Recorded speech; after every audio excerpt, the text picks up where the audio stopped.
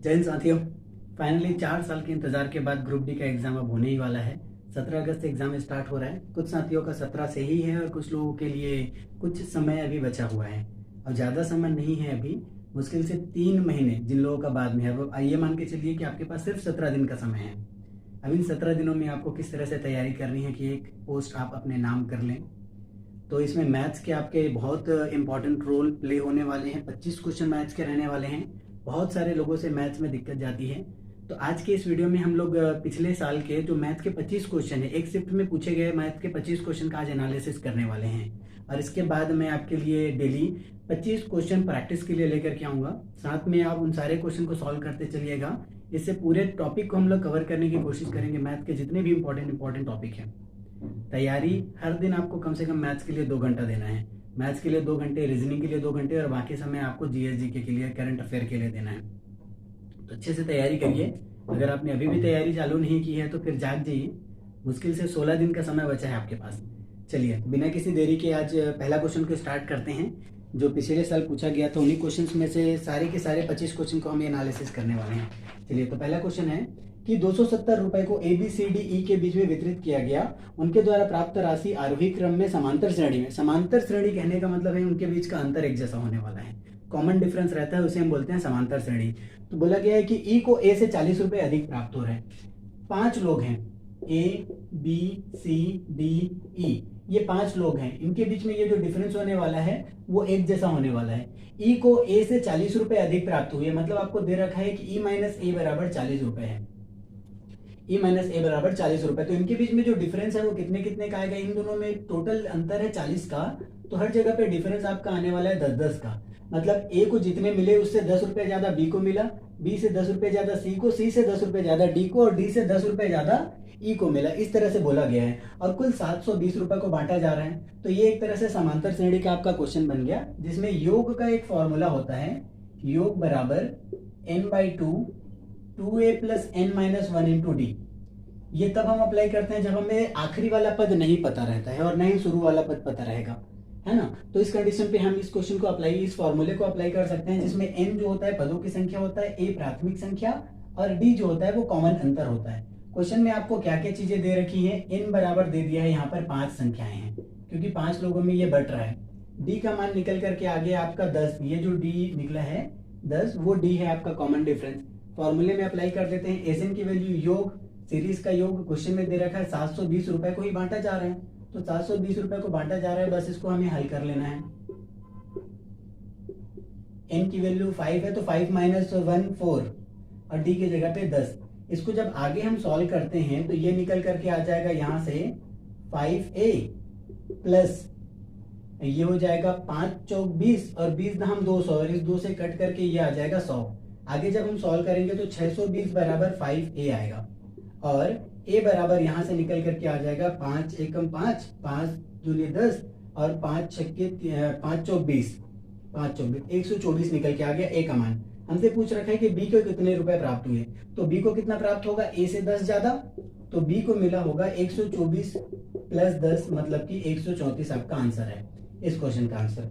अब इसमें आपको एक चीज ध्यान रखना है कि जैसे कभी भी ऐसा सीरीज दे दिया जिसमें आपको प्राथमिक संख्या भी पता है, प्राथमिक संख्या पता है और फिर अंतिम वाला संख्या भी पता है, लास्ट नंबर पता है, लास्ट नंबर, तो इसमें आप कॉमन डिफरेंस निकाल सकते हो और उस कंडीशन पे आप एक फॉर्मूला लगा करके योग निकाल लेना, n/2 a प्लस l, प्राथमिक संख्या प्लस अंतिम संख्या करके आप आसानी से इसका योग निकाल सकते हैं। ये हमें कब अप्लाई करना है, जब हमें लास्ट नंबर नहीं पता रहेगा तब के कंडीशन पे। चलिए अगला क्वेश्चन देखते हैं। अगला क्वेश्चन है कि विपरीत दिशाओं में आने वाली 2 ट्रेनें जिनकी लंबाई 152.5 मीटर और 157.5 मीटर है 9.3 सेकंड में एक दूसरे को पार करती है।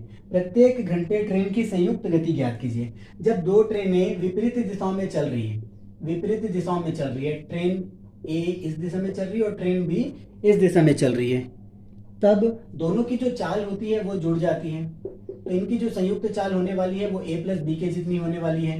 किलोमीटर पर आवर में लेके चलिए या मीटर पर सेकंड में लेके चलिए, तो इनकी संयुक्त चाल दोनों का योग हो जाएगा और इनके द्वारा जो तय की गई दूरी है वो दूरी दोनों ट्रेनों की लंबाई के जितनी होगी, जो कि क्वेश्चन में आपको दे रखा है 152.5 प्लस 157.5। ये टोटल दूरी हो जाएगी जो इन ट्रेनों के द्वारा पार करने में लगेगी। तो इन दोनों को अगर आप ऐड करते हैं तो टोटल निकल करके आता है इनका 310 मीटर, 310 मीटर। और इन्हें इसे पार करने के लिए जो समय लग रहा है वो है 9.3 सेकेंड, 9.3 सेकेंड। तो बस यहां से आप आराम से निकाल सकते हैं, आपके पास दूरी भी है, आपके पास समय भी है। तो संयुक्त चाल यहां से निकल करके आ जाएगी, संयुक्त चाल बराबर दूरी बटे समय, दूरी बटे समय। अब ये दूरी बटे समय आप यहां से सॉल्व करोगे तो आपका मीटर पर सेकंड में आएगा। क्वेश्चन में आपको किलोमीटर पर आवर में दे रखा है, तो मीटर पर सेकंड को अगर आप किलोमीटर पर आवर में बदलते हैं तो 5/18 से हम मल्टीप्लाई करते हैं तो ये बन जाता है किलोमीटर पर आवर में, किलोमीटर पर आवर में। आगे जब इसे हम सॉल्व करेंगे तो इसे कर लेते हैं 31 और इसे बना लेते हैं 93।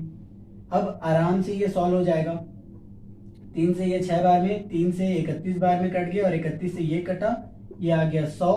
अब आगे जब इसको हम सॉल्व करेंगे तो ये 5 से 20 बार में, तो 20 गुणा 6, 120 किलोमीटर पर आवर निकल करके आ जाता है इस ट्रेन की संयुक्त स्पीड, दोनों ट्रेनों को मिलाकर के संयुक्त स्पीड।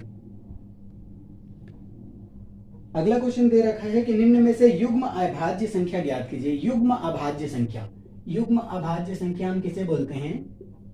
ऐसी अभाज्य संख्याएं जिनके बीच का अंतर 2 हो, ऐसी अभाज्य संख्याएं जिनके बीच का अंतर 2 हो उन्हें हम युग्म अभाज्य संख्या बोलते हैं। ऑप्शन के हिसाब से अगर हम चलें तो पहला जो ऑप्शन दे रखा है उनके बीच में अंतर है 37 और 41 में 4 का अंतर है, ऑप्शन ए में। दूसरा जो ऑप्शन दे रखा है वो है 3 और 7, 3 और 7 में भी अंतर 4 का है। तीसरा ऑप्शन जो दे रखा है वो है 43 और 47, ये भी अभाज्य संख्याएं हैं लेकिन यहाँ पे भी अंतर आपका 4 का है। और चौथा ऑप्शन जो दे रखा है 71 और 73, इसके बीच में अंतर है 2 का। तो आपको युग्म अभाज्य हम कब बोलते हैं? जब दो ऐसी अभाज्य संख्याएं जिनके बीच का अंतर 2 हो, चाहे वो पहली संख्या दूसरी संख्या से 2 अधिक हो या 2 कम हो, तो वैसी संख्याओं को हम बोलते हैं युग्म अभाज्य संख्या। तो इसका आंसर हो जाएगा ऑप्शन नंबर डी।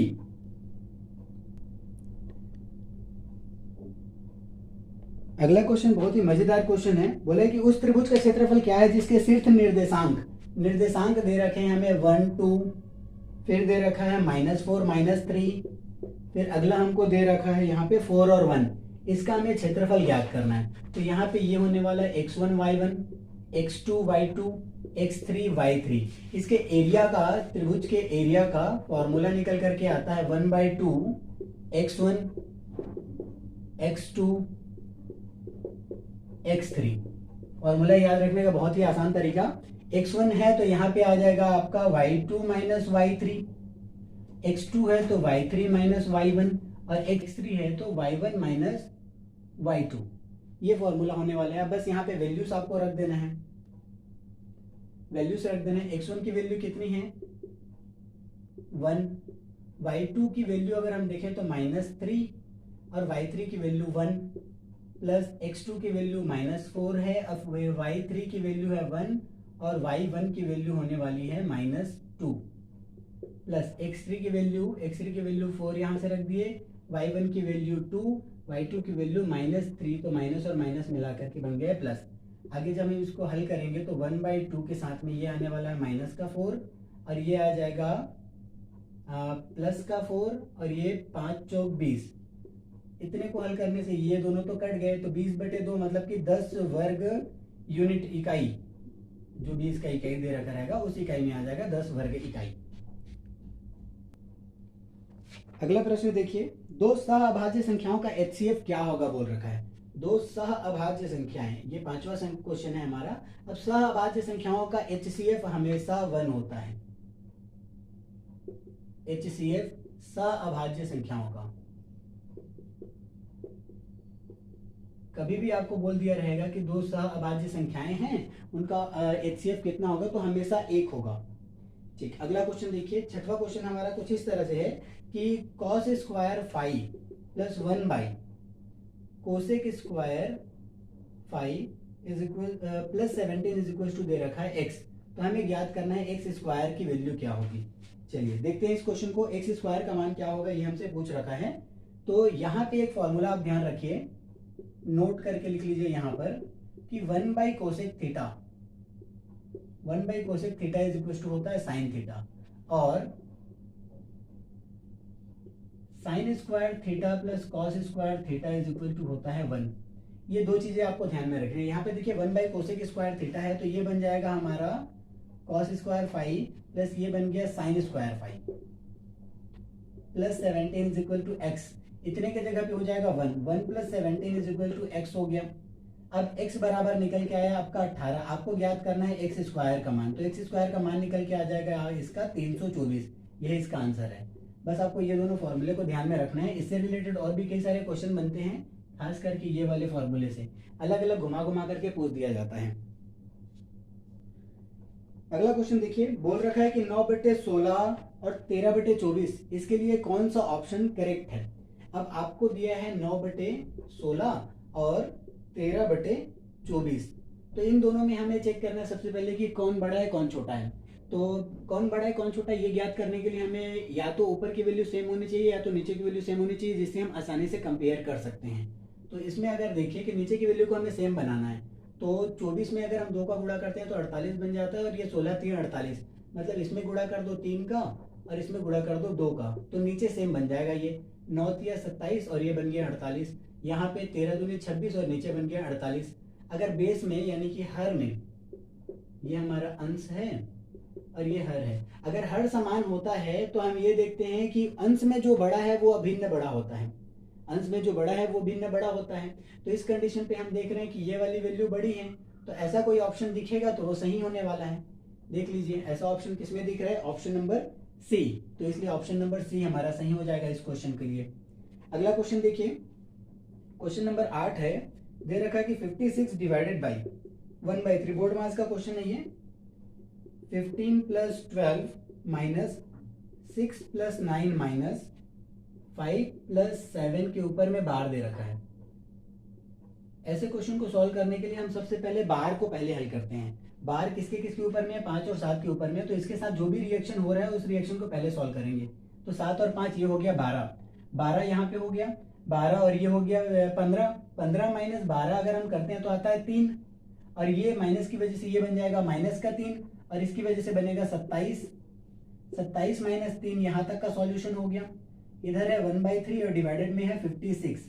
आगे जब हम इसको हल करेंगे तो ये आ जाएगा 24, 24 से 3 को अगर हम भाग देते हैं तो आ गया 8, यानी 56 डिवाइडेड बाई 8, 8 7 56, इस क्वेश्चन का आंसर आ जाएगा 7। यही इस क्वेश्चन का आंसर है। बस आपको ऐसा बार वाला कंडीशन दे देगा ना, तो पहले बार को हल करना है, इसके सामने वाले साइन को हमें नहीं देखना है, उसके अंदर में जो बार के नीचे वाली वैल्यूज हैं उन्हें हमें सबसे पहले चेक करना रहेगा। उसको हल करने के बाद सिंपल सा आपका बोर्ड मास का नियम है। यहाँ पे बोर्ड मास क्या होता है, तो bracket of division, multiplication, addition, फिर सब्ट्रैक्शन, ये सीक्वेंस हम फॉलो करते हैं। सबसे पहले ब्रैकेट को सॉल्व करते हैं, फिर ऑफ, जैसे कई बार क्वेश्चन में बोल दिया रहता है कि इतने का इतना है ना, तो वो ऑफ, फिर डिवीजन, मल्टीप्लिकेशन, एडिशन, सब्ट्रैक्शन। तो इसकी सहायता से आप बहुत आसानी से इसको सॉल्व कर सकते हैं। चलिए क्वेश्चन नंबर 9 देखिए, बोला है कि रोहन और रोहित मिलकर 10 दिनों में एक निश्चित काम को कर सकते हैं। रोहन और रोहित, काम और समय वाला क्वेश्चन है ये। इस क्वेश्चन को सॉल्व करने के लिए बहुत ही अच्छा तरीका क्या है, एलसीएम मेथड से हम इसको सॉल्व करेंगे, एलसीएम निकाल करके।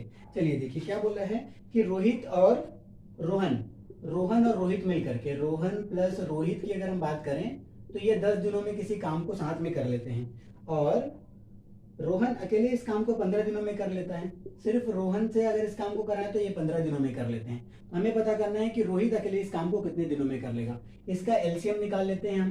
15 और 10 का एलसीएम आ जाएगा 30, 30 एलसीएम आया तो इसका पर डे का काम निकल करके आ जाएगा। ये 3 काम कर रहा है और ये 2 काम कर रहा है, बस एलसीएम को इससे भाग दे देना है।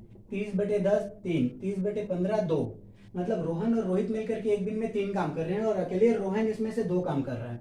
तो रोहित का निकल करके आ जाएगा, यहाँ से सिर्फ रोहित का अगर हम देखें तो रोहित का निकल के आएगा 3 - 2, यानी कि 1 काम कर रहा है एक दिन में। तो पूरे काम को करने में जो 30 काम हो रहा है, इस पूरे काम को करने में रोहित को लगने वाला है 30 दिन। रोहित को लगेगा 30 दिन। देखिए रोहित और रोहन का मिलाकर के एक दिन में 3 काम हो रहे हैं, जिसमें रोहन अकेले 2 काम कर रहा है, तो इसमें से रोहित कितना कर रहा होगा, 1 काम कर रहा होगा एक दिन में। अब एक दिन में 1 काम कर रहा है तो ये एलसीएम को हम कुल कार्य बोलते हैं।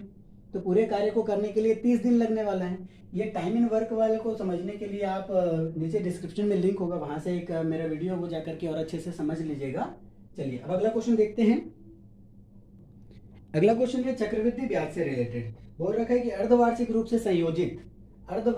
से संयोजित एक धनराशि है, वह 10% प्रतिवर्ष की दर से लग रही है और 2 वर्षों के लिए है। तो इसमें धनराशि कितनी दे रखी है? 1,60,000 रुपए है। रेट ऑफ इंटरेस्ट 10% अगर वार्षिक है तो हम बोल सकते हैं 5% अर्धवार्षिक है। और टाइम दे रखा है 2 वर्ष, तो 2 साल में होते हैं 4 अर्धवार्षिक। तो बस इसे हमें सॉल्व करना है। तो इसके लिए आप सिंपल सा तरीका क्या रखेंगे, फॉर्मूले से बनाने की जरूरत नहीं है। 1,60,000 रुपए का पहले आप निकाल लीजिए 5%, तो ये निकल करके आ जाता है 8,000 रुपए। अब 8,000 रुपए का फिर से 5% अगर हम याद करते हैं तो ये निकल के आ जाएगा 8 पंचे 40, 400 का 5% फिर से निकालिए। ये स्टेप हम तब तक करते रहेंगे जितनी बार के लिए हमको बोला रहेगा। 4 बार के लिए हमको निकालना है।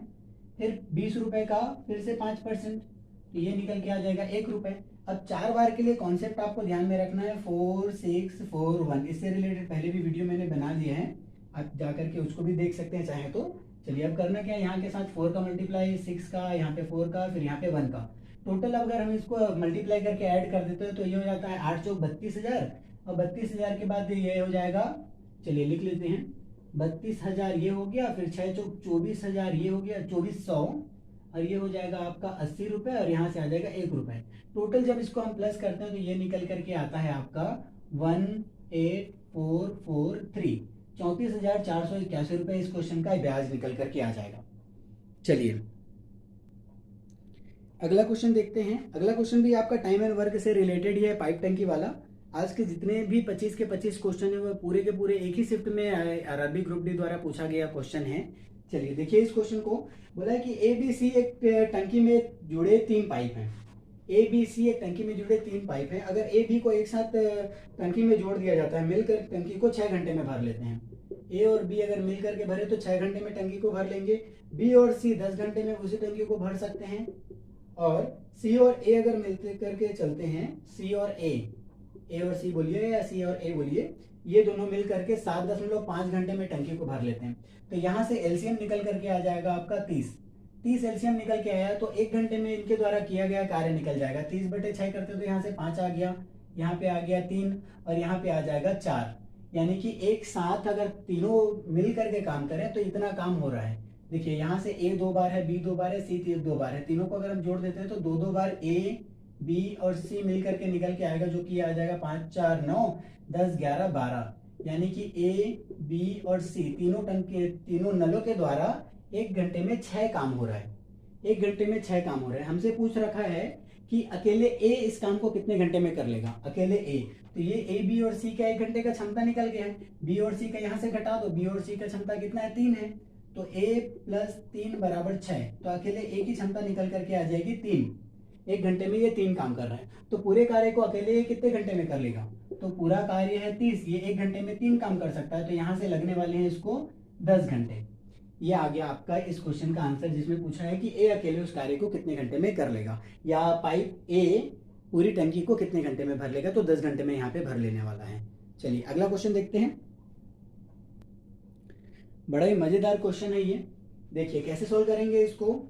क्वेश्चन कुछ इस तरह से है कि sin A + sin B upon cos A - cos B plus cos A + cos B upon sin A - sin B, इसकी वैल्यू क्या होने वाली है। बस इसको तिर्यक गुणा कर दीजिए। तिर्यक गुणा अगर आप आपस में कर देते हैं इसका, तो ये हो जाएगा sin A + sin B into cos A, sin A + sin B into sin A - sin B। 2 बार एक की वैल्यू गुणा हो जाएगा तो ये बन जाता है sin² A - sin² B। Plus करके जब आपस का हम क्रॉस मल्टीप्लाई यहाँ पे करने वाले हैं तो ये आ जाएगा cos² A - cos² B, cos² A - cos² B। और नीचे में आपस में गुणा होने वाला है ये दोनों, तो ये बन जाएगा cos A - cos B और sin A - sin B, sin A - sin B। अब देखिए यहां से sin² थीटा और यहां से cos² थीटा, ये इस तरीके से sin² A और cos² A, sin² theta plus cos² theta = 1 होता है। तो बस ये दोनों को आपस में हम लिए तो sin² थीटा और cos² थीटा बना, तो उसकी वजह से बना 1। इन दोनों में से माइनस को अगर हम बाहर निकालें तो फिर से sin² B plus cos² B बनेगा, उससे भी बनेगा 1। दोनों आपस में माइनस हो रहा है और नीचे में है cos A - cos B उसके साथ इनटू में है साइन ए माइनस साइन बी। आगे जब हम इसको हल करेंगे तो ऊपर में आ गया 0 और ऊपर में 0 आया तो ये पूरी वैल्यू बन जाएगी 0, तो आपका आंसर हो जाएगा इसमें 0। इस क्वेश्चन में थोड़ा सा आपको ये फॉर्मूले को थोड़ा ध्यान रखना पड़ेगा। ये क्वेश्चन में एक फॉर्मूला है, basic formula, x cube plus y cube plus z cube minus 3xyz इतने के बराबर आपका होता है x plus y plus z, और ब्रैकेट के अंदर में आपका हो जाने वाला है यहाँ से x square plus y square plus z square minus x y minus y z minus z x. और यहाँ पे यदि x plus y plus z की वैल्यू 0 हो जाती है, यदि x plus y plus z की वैल्यू 0 हो जाती है, तो यदि इतना हो जाता है तब के कंडीशन पे आपका एक और फॉर्मूला निकल के आता है, x cube plus y cube plus z cube is equal to हो जाता है 3xyz। ये पूरे वैल्यू 0 हो जाएगी, अगर ये 0 हो रहा है तो ये पूरा 0 हो जाएगा, और ये वैल्यू उधर ट्रांसफर हो गई तो ये बन गया। इस तरीके से हम इसको रिलेट करके बनाएंगे इस क्वेश्चन पे। तो देखिए अपने क्वेश्चन में दिया है, उसमें हम मान लेते हैं, माना क्या मानेंगे भाई कि a माइनस बी बराबर x, a माइनस बी बराबर x मान लेते हैं, और b माइनस सी बराबर y मान लेते हैं, और c माइनस ए बराबर z मान लेते हैं। तो उस क्वेश्चन में हम रिलेट करके देखें तो यहाँ से क्या होने वाला है, a माइनस बी बराबर x, b माइनस सी बराबर y और c माइनस ए बराबर z हमने मान लिया। तीनों को आपस में अगर हम जोड़ दें तो यहाँ से क्या निकल के आने वाला है, x plus y plus z is equal to a minus b, यहाँ से a minus b plus b minus c plus c minus a, c cancel, a और a प्लस माइनस कैंसिल, ये भी कैंसिल। तो यहाँ पे ये कंडीशन हमारा बन रहा है कि x plus y plus z is equal to 0। अगर ऐसा कंडीशन बन रहा है तो हमारा आंसर होता है ये वाला। इतने की जगह पे हम बोल सकते हैं इस वैल्यू को। चलिए देखिए इस क्वेश्चन में आगे क्या बन सकता है। यहाँ से तो आपको दे रखा है कि a माइनस बी का क्यूब, b माइनस सी का क्यूब प्लस c माइनस ए का क्यूब दे रखा है, और डिवाइडेड में है 3a minus B, b minus C और c माइनस ए। इतने की वैल्यू हमको निकालनी है।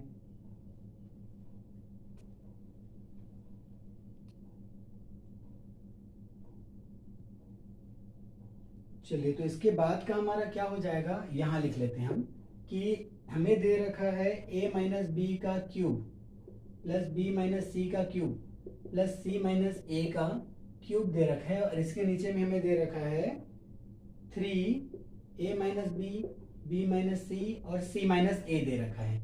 इतने की जगह पे अगर हम देखें तो देखो ये x cube plus y cube plus z cube बन रहे हैं। इतने को हमने x माना, इतने को y माना, इतने को z माना, तो x cube plus y cube plus z cube बना, और उतने की जगह पे हम लिख सकते हैं 3xyz।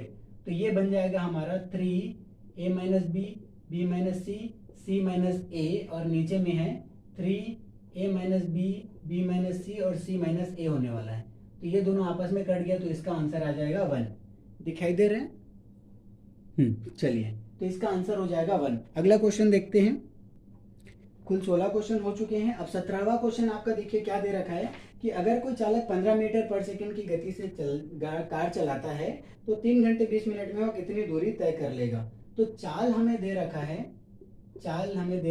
15 मीटर पर सेकंड, 15 मीटर पर सेकंड। इसे किलोमीटर पर आवर में अगर हम बदल लें तो ये बन जाएगा 18/5 से मल्टीप्लाई करने पर, यानी बन गया ये 54 किलोमीटर प्रति घंटा। इसकी प्रति घंटे की चाल निकल के आ गई। समय दे रखा है हमें 3 घंटे 20 मिनट, 3 आवर और 20 मिनट दे रखा है। इसे अगर हम पूरे घंटे में कन्वर्ट कर लें तो 3 आवर का 3 आवर बना, और ये 20 को हम 20/60 आवर लिख सकते हैं। तो ये बन गया 3/3, मतलब कि 10/3 घंटे। तो समय हो गया 10/3 घंटे, और चाल है यहाँ पे 54। तो इसके द्वारा कुल दूरी तय की गई वो होगी, वो कितनी हो जाएगी, तो दूरी बराबर हो जाएगा चाल गुणा समय। चाल है यहाँ पे 54 और समय है 10/3। इसको जगह अगर आप काटते हो तो 18 बार में कटेगा, तो कुल आ गया आपका 180 किलोमीटर। 180 किलोमीटर इसके द्वारा तय की गई दूरी निकल करके आ जाएगी। ठीक है, चलिए अगला क्वेश्चन देखते हैं। ये क्वेश्चन दिखने में टफ लग रहा है लेकिन बहुत ही सिंपल है। बस इसमें करना क्या है हमको कि कंपनी LMN द्वारा कितनी मोबाइल इकाइयों का निर्माण किया गया ये निकालना है। तो देखिए LMN द्वारा 30% है, 30%, और कुल राशि दे रखा है हमको कुल राशि दे रखा है 124 और कितने जीरो लगे हुए हैं यहाँ पे 4 जीरो लगे हुए हैं, इतने, है ना। तो इतने में से हमें निकालना रहेगा इसका मान, जो कि है एलिमेंट का 30% है, तो 100% में से 30% का हिस्सा इसका है एलिमेंट का, तो बस इसका हमें ऐसे मल्टीप्लाई कर देना है 30% से। जब आगे इसको सॉल्व करेंगे तो निकल करके आ जाएगा कितना, अच्छा 1 मिनट, 1 जीरो ज़्यादा काट दिए, नीचे में 2 जीरो, ऊपर का 2 जीरो से कटा, तो यहाँ आने वाला है 1 जीरो 2 जीरो 3 जीरो, फिर 4 तिया 12 और 3 दूनी 6 और 1 7 और 3 एकम 3, तो ये आ गया 3,72,000। 3,72,000 यूनिट ये बिका यहाँ पे, इस कंपनी के द्वारा निर्माण किया गया पूछा गया ना एलिमेंट कंपनी द्वारा, तो ये इतना आ जाएगा। इधर के क्वेश्चन पूरे मजेदार क्वेश्चन है। इस क्वेश्चन में भी देखिए बोल रखा है कि 25,000 रुपए उसने शुरुआती में निवेश किया, जिसमें से 30% उसने खर्च कर दिया अपने दुकान के सजावट के लिए और 20% खर्च कर दिया आवश्यक सामग्री के लिए। तो व्यवसाय के लिए वस्तु खरीदने के लिए उसके पास कितना पैसा बचा हुआ है। तो भाई 30% उन्होंने खर्च कर दिया सजावट में और 20% और किसी चीज में खर्च कर दिया, तो 50% तो खर्च हो गए। अब 50% खर्च हो गया तो बचा कितना, 50% ही बचा। कुल 25,000 रुपए का 50% ही तो बचा। तो यहां से अगर हम हल करते हैं तो ये निकल करके आ जाता है 12,500 रुपए। 12,500 रुपए इसका आंसर निकल करके आ जाता है। हो गया इस क्वेश्चन का सॉल्यूशन। चलिए तो अगला क्वेश्चन देखते हैं। इसमें दे रखा है कि x4461 ये 11 से भाज्य है। अब 11 से भाज्यता के नियम के हिसाब से अगर हम चलें तो विषम स्थान के अंकों का योग और सम स्थान के अंकों का योग और उन दोनों का अंतर जो होता है या तो 0 या तो फिर 11 का कोई गुणज आता है। तो यहाँ पे देखो हमें जो दे रखा है उसमें सम स्थान के संख्याओं के अंकों का योग है 10 और यहाँ पे दे रखा है 4 और 1 5 यहाँ हुआ। तो यहाँ पे क्या होगा जिससे दोनों को माइनस करने पर 0 आ जाए। इसका योग निकल के आ रहा है ऊपर वाले का 10 और ये विषम स्थान के अंकों का योग बन रहा है 5 + x। तो ये x की जगह पे ऐसी क्या संख्या रखे जिससे इन दोनों का अंतर 0 हो जाए। तो यहाँ पे अगर 5 रहेगा तो काम बन जाएगा। तो बस ये 5 ही हमारा आंसर है। यहाँ पे आ जाएगा 5, तब जाकर के ये पूरी संख्या 11 से भाज्य हो जाएगी। देखते हैं अगला प्रश्न। अगला प्रश्न है कि दिल्ली में 100 रुपये में टीवी सेट बेचा जाता है। एक डीलर ने चंडीगढ़ जाकर 20% छूट पर टीवी खरीदा। यदि परिवहन पर 600 रुपये खर्च करता है, इस प्रकार उन्होंने 100 रुपये में 100/7% का लाभ पर दिल्ली में सेट बेच दिया, तो x का मान ज्ञात कीजिए। अच्छा, तो इसमें बोला गया है कि ये दिल्ली में बेचा जा रहा है 100 रुपये पर, लेकिन वो चंडीगढ़ जाकर 20% छूट पर 20% छूट पर मतलब हम ये बोल सकते हैं कि 0.x पर उसने टीवी को खरीद लिया। x कीमत पर दिल्ली में बेचा जा रहा है, लेकिन चंडीगढ़ में उसने 20% छूट पर मतलब कुल x के 80% पर यानी 0.8 पे उसने खरीद लिया और 600 रुपये इस पर खर्च किया। 600 रुपये ट्रांसपोर्टेशन में खर्च हुआ, तो ये बन गया हमारा कॉस्ट प्राइस। और इसे 100 रुपये में बेचा जा रहा है, 100 रुपये में बेचा जा रहा है, जिससे 100/7% का लाभ वो कमा रहा है। तो लाभ बराबर हमारा होता है, लाभ प्रतिशत बराबर कुल लाभ बटे कॉस्ट प्राइस इंटू 100 करके हम यहाँ से लाभ प्रतिशत निकाल लेते हैं।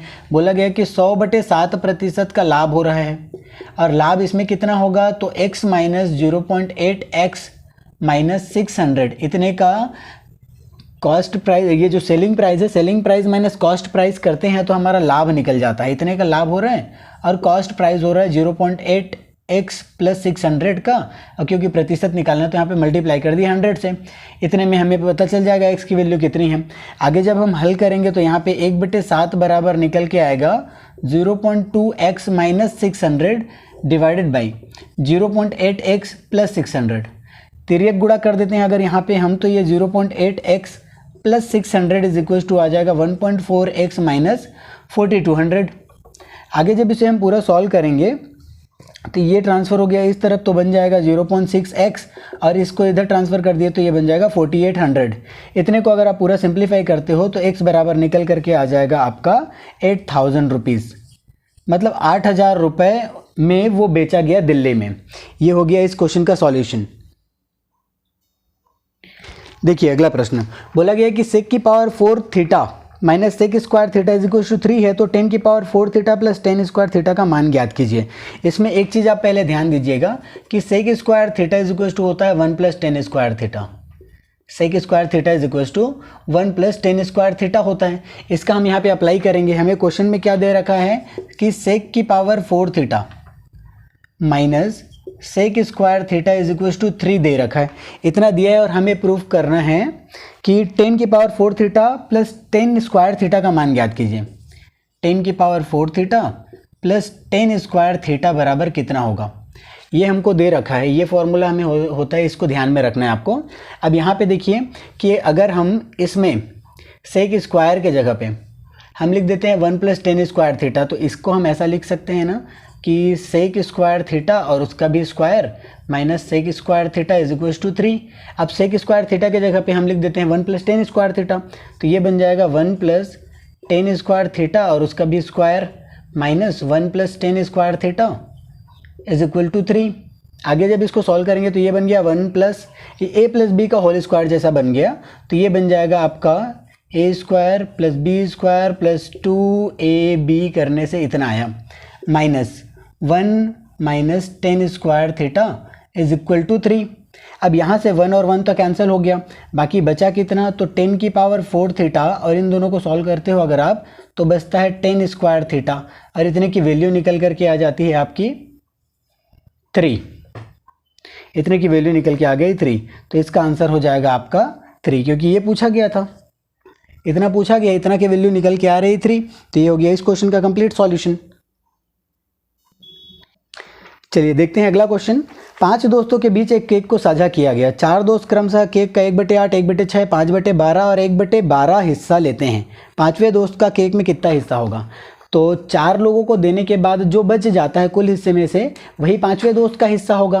तो इसे सॉल्व करने के लिए बस हम करने वाले हैं, कुल हिस्से को 1 मान लिए और बाकी दोस्तों को मिल रहा है 1/8 प्लस 1/6 प्लस 5/12 प्लस 1/12, इतना हिस्सा बाकी लोगों को मिल गया। तो बाकी जो बचेगा वो शेष वाले का हिस्सा रह जाएगा। सॉल्व करते हैं इसको, नीचे वाले का सबका एलसीएम अगर हम निकालते हैं तो निकल के आता है यहाँ से 24 एलसीएम हो जाएगा। 24/8 किए तो 3 आया, 24 डिवाइडेड बाई 6 किए तो ये आ गया 4, यहाँ पे 2 आएगा, 2 के साथ 5 का मल्टीप्लाई किया तो 10 आ गया, यहाँ पे आ जाएगा 2। अब ऊपर वाली वैल्यू को आपस में जोड़ लेते हैं, कितना आ जाएगा, पूरे को जोड़ने पर 10, 4 14, 15 16 17 18 19, 19/24 निकल के आया। इसको आगे जब हम हल करेंगे तो ये निकल के आएगा 5/24, यही इस क्वेश्चन का आंसर हो जाएगा। 5वें दोस्त को मिलेगा 5/24वां हिस्सा। देखेंगे अगला प्रश्न देखिएगा। अनुराग को 144 रुपये में एक कलम बेचने पर क्रय मूल्य के 1/7 भाग की हानि होती है। यदि वह इस कलम को 189 रुपीज़ में बेचता है तो उसका लाभ प्रतिशत क्या होगा। अच्छा, तो जब 144 रुपये में बेच रहा है तो उसे 1/7 भाग की हानि हो रही है, मतलब कुल में से वो 1/7 भाग घटा दे रहा है, तो ये बिक्री मूल्य निकल के आ रही है और इसी में 144 रुपये में वो सामान बिक रहा है। मतलब कितने हिस्से में बिक रहा है, क्रय मूल्य का 6x/7 में बिक रहा है, तब 144 रुपये हो रहा है। यहाँ से x निकल करके आ जाएगा, काट लेंगे, यहाँ से 6 से कटेगा, 6 दूनी 12 और 6 चौक 24, 24 गुणा 7 अगर हम करते हैं तो 7 चौक 28, 7 दूनी 14 और 2 16, 168 रुपीज़ इसका आ गया कॉस्ट प्राइस। ये कॉस्ट प्राइस है। अब वो सेकेंड टाइम बेच रहा है 189 रुपीज़ में, सेलिंग प्राइस है 189 रुपीज़, तो इसमें हमें बोल रखा है कि कितना प्रतिशत का लाभ होगा। तो लाभ कितना प्रतिशत हो जाएगा, तो प्रतिशत लाभ जब हम निकालते हैं तो हम लिखते हैं लाभ कितने का हुआ अपॉन कॉस्ट प्राइस इनटू 100 करते हैं। लाभ यहाँ पे हो जाएगा 189 माइनस 168 के जितना, और कॉस्ट प्राइस है 168, यहाँ पे मल्टीप्लाई कर देंगे 100 से। इसको जब कंप्लीट हम सॉल्व करके लाएंगे तो 12.5% निकल करके आ जाएगा। सॉल्व कर लीजिएगा, सिंपल सा है, 12.5% इसका लाभ निकल करके आ जाएगा। अगला प्रश्न है हमारा HCF से रिलेटेड। भिन्न के रूप में दे रखा है क्वेश्चन और इसका हमको HCF निकालने बोल रखा है। तो भिन्नों का HCF कैसे निकलता है, तो ऐसे कंडीशन पे हम ना अंश का HCF निकालते हैं और हर का LCM निकाल लेते हैं। तो इस क्वेश्चन में अगर ऊपर वाले वैल्यूज़ का हम HCF निकालें तो वो आएगा 2, और नीचे वाले वैल्यूज़ का अगर हम LCM निकालें तो वो आ जाता है 81। तो बस यही आंसर है हमारा 2/81। अगला क्वेश्चन देखिए, बोला है कि पूर्ण घन कौन सा है। तो पूर्ण घन इसमें कौन सा हो जाएगा, तो बहुत ही सिंपल सा क्वेश्चन है, जो 8000 है वो आपका पूर्ण घन हो जाएगा। अगला क्वेश्चन देखते हैं। बोल रखा है कि 2 भरने वाली पाइप A और B क्रमशः 22 और 33 घंटे में खाली पात्र को भर सकते हैं। इन दोनों को एक साथ चालू कर दिया जाता है।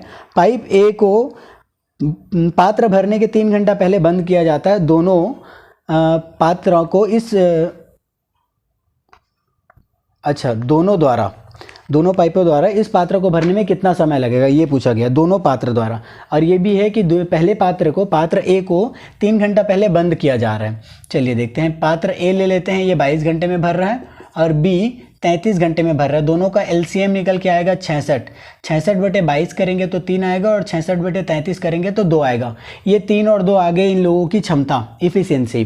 अब ये इसकी क्षमता निकल करके आ गई और बोला गया है कि ए को बंद किया जा रहा है। कब बंद किया जा रहा है, तो पूरा काम खत्म होने के 3 घंटा पहले, मतलब जब ये बंद हुआ होगा तब 3 दिन का काम बचा रहा होगा बी के लिए। तो बी के लिए 3 दिन का काम, मतलब एक दिन में ये 2 काम कर रहा है तो 3 दिन में 6 काम, मतलब 6 काम को छोड़ करके वो जा रहा है। बी के लिए 6 काम को छोड़ रहा है, तो कुल कितना काम को दोनों साथ में किए होंगे, तो 66 - 6 मतलब कि 60 काम साथ में किए होंगे। 60 काम को करने में दोनों को कितना समय लगेगा, तो एक दिन में वो लोग 5 काम कर ले रहे हैं, या 1 घंटे में बोल सकते हैं, क्वेश्चन में 1 घंटे से रिलेटेड है ना। तो 1 घंटे में ये दोनों 5 काम कर लेंगे, तो ये पूरा 60 काम को करने के लिए इनको 12 आवर्स लग जाएगा। 12 घंटे तो यहाँ लग गए और बचे हुए काम को बी को अकेले करने में 3 घंटे और लगे। तो हमसे कुल समय पूछ रखा है, तो यहाँ से निकल करके आ जाएगा 15 घंटे। कुल समय लग रहा है उन दोनों को कंप्लीट करने में 15 घंटे। एक लास्ट क्वेश्चन और है, इस क्वेश्चन को आप ट्राई कीजिएगा, ट्राई करके इसका आंसर कमेंट में बताइएगा। जो एंगल पूछ रखा है आपको, एंगल ए वाला जो पोर्शन है वहाँ का एंगल हमको ज्ञात करना है। चलिए BAC बोल सकते हैं, एंगल BAC की वैल्यू आपको निकालनी है। आंसर निकाल करके कमेंट कीजिएगा। चलिए ठीक है, तैयारी करते रहिए। बाकी मिलते हैं नेक्स्ट वीडियो में और 25 इंपॉर्टेंट क्वेश्चन के साथ। ये तो प्रीवियस ईयर के क्वेश्चन थे, अब नेक्स्ट वीडियो में हम लोग कुछ महत्वपूर्ण क्वेश्चन करेंगे, ताकि ये 15 से 16 दिन जो आपके पास समय हो उसमें भरपूर तैयारी आपका हो जाए। तो डेली हम लोग कुछ ना कुछ क्वेश्चन यहाँ पे लगभग 20 से 25 क्वेश्चन प्रैक्टिस करेंगे।